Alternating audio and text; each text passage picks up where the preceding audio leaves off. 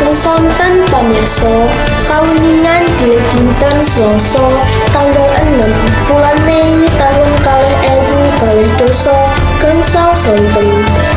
Antawisipun jam 3 sonten sampun dumados kacilakaan tunggal ingkang nemu bus safari. Kedadosan punika persis wonten ing lajeng kantor Bulog Bawen, Kabupaten Semarang. Kacilakaan punika ndadosaken macetipun margi ingkang tumuju Semarang. Miturut katrangan ingkang kasil dipun himpun, saderengipun kacilakaan bus safari punika dipun duga sempat oleng nenging lan wula.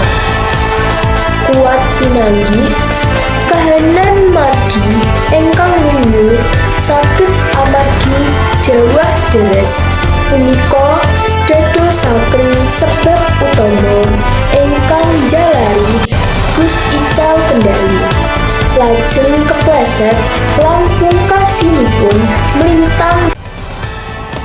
Kangge ngatasi kemacetan, pihak ingkang wenang enggal nindakaken sistem kontraflow.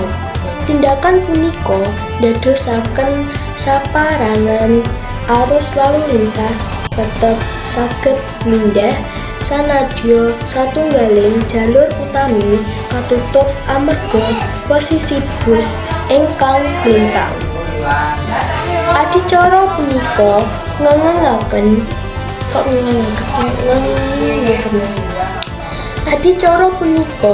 ngengingaken kita sedaya supados langkung ngatos-atos lan ngirangi kacepatan nalika nitih kendaraan, utaminipun ing kahanan cuaca awon lan margi lunyu. Pemantauan paling anyar ing dinten Minggu 11 Mei tahun 2022 gangsal nedahaken bilih kahanan lalu lintas ing sakupengipun papan kedadosan ing lajeng Bulog Bawen sampun kondur normal lan lancar. Proses evakuasi bus safari ingkang dadosaken sebab utama gangguan lalu lintas ugi sampun kasil dipun rampungaken. Mekaten pawartos ingkang saged kawula aturaken. Matur nuwun.